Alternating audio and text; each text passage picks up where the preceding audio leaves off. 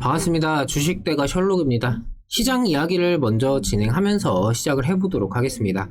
간밤에 미증시는 경기 둔화 우려가 일부 완화된 데 힘입어 상승 출발을 하였고, 특히 국채금리가 경기에 대한 자신감을 표명한 연준 의원들의 발언으로 상승 전환한 점까지 긍정적인 요인으로 작용하면서 마감까지 상승세를 시켜주었습니다. 대체적으로 시장은 연준의 매파적인 통화정책 발표 이후 약세를 보였던 금융주, 산업재, 에너지 등 경기 민감주가 상승을 주도한 반면 부정적 요인이 유입된 일부 기술주는 약세를 보이는 등 업종별 차별화 장세로 장을 마감했습니다.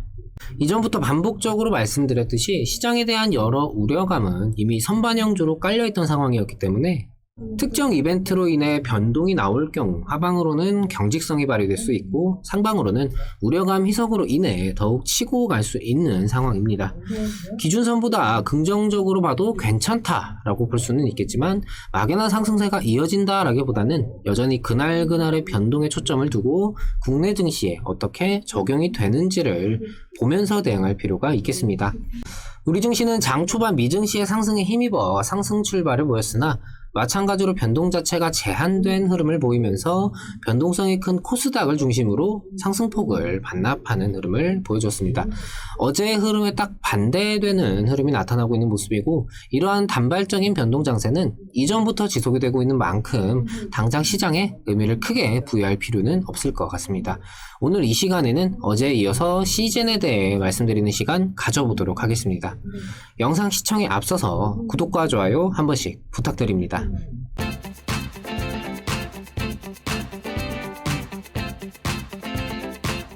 어제 영상에서는 현재 코로나 델타 변이 바이러스가 기존 코로나 바이러스에 비해 전파력도 높고 영국 등 백신 접종률이 높은 국가에서 신규 확진이 늘어나는 등 문제가 심화되고 있다라고 말씀을 드렸었습니다. 다만 코로나 초기 시기 때 좀 작용했던 우려감과 진단키트 및 백신 등의 기대감이 이전에 비해서는 확연하게 둔감해진 상황이기 때문에 단발성 반등으로 그칠 가능성이 높다라고 말씀을 드렸었죠. 사실 델타 변이 바이러스로 인해서 이후 상황이 어떻게 이어지느냐에 따라 좀 달려있기 때문에 어제의 반등 이후 오늘 조정이 나타난다고 해서 이게 아예 기대감이 소멸했다라고 볼 필요까지는 없을 것 같습니다. 조정 역시 상승폭을 그대로 반납하는 것이 아니라 일부 매물의 출회와 함께 어느 정도 적당한 선에서 조정세를 이어가고 있는 모습이고요. 다만 어제 말씀드렸던 이 시젠을 포함한 코로나 진단 관련 종목들에 대한 대응 포인트는 기업 가치나 실적, 이전 코로나 사태처럼 강한 테마성 상승을 기대하기보다는 당장 나타나고 있는 델타 변이 바이러스로 인한 지금의 테마성 움직임에만 초점을 두고 진행을 하셔라, 이렇게 좀 말씀을 드릴 수가 있을 것 같습니다.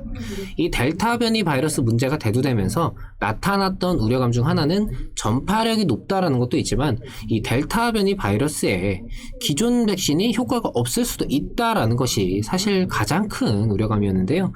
전문가들의 의견은 걱정에서 나오는 검증되지 않은 가설이다. 현재 개발된 코로나 백신을 접종한 사람은 델타 변이에 감염될 확률이 낮다라고 입을 모아 이야기하고 있습니다.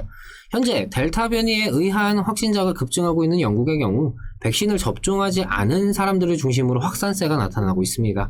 전파력이 기존 바이러스에 비해서 강하다 보니까 비접종자 위주로 재유행이 돌고 있다라는 것인데요.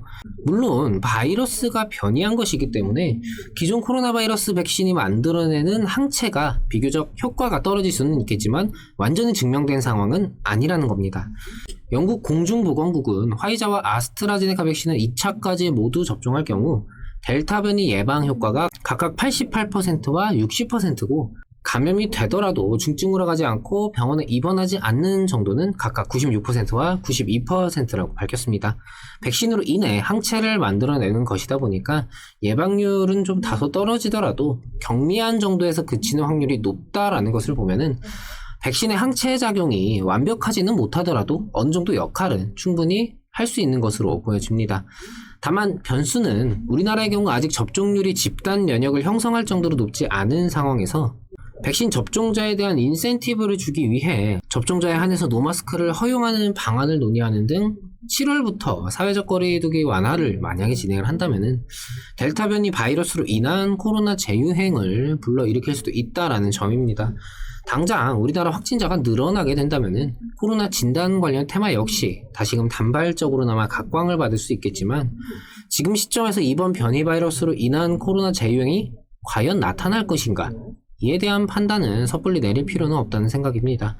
정리하자면 여전히 이어질 수 있는 여지는 있겠지만 기존 백신의 효능이 충분하다라는 의견으로 인해서 변이 바이러스에 대한 우려감은 빠르게 해소가 될 것으로 보여집니다. 그렇게 지금의 코로나 진단 테마의 반등은 여전히 제한적일 가능성이 높다라는 생각이고요.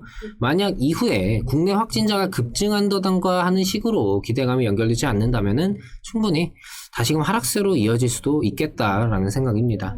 단발적인 반등을 한두 차례 정도는 더 나타낼 수는 있겠지만 글로벌 증시도 서서히 안정화가 되면서 테마 섹터로의 수급 밀집도도 줄어들 수가 있기 때문에 메인 테마로 작용하기 쉽지 않은 이 코로나 진단 테마의 상승은 가능성이 그렇게 높지는 않다라고 생각을 합니다. 변수는 언제나 나타날 수 있겠지만 기본적인 방향은 리스크 관리에 두고 진행을 하시는 게 현재로서는 가장 적합하지 않나 말씀을 드리고 싶네요. 이번 델타 변이 바이러스로 인한 변동 상황이나 코로나 진단 섹터의 이 테마의 움직임, 변동에 대해서는 이후 다시금 영상 통해서 세부적인 부분 도움을 드리도록 하겠습니다. 구독과 좋아요 놓치신 분들은 한 번씩 부탁을 드리고요. 금일 영상 여기서 마치도록 하겠습니다. 오늘도 시청해주셔서 감사합니다. 고맙습니다.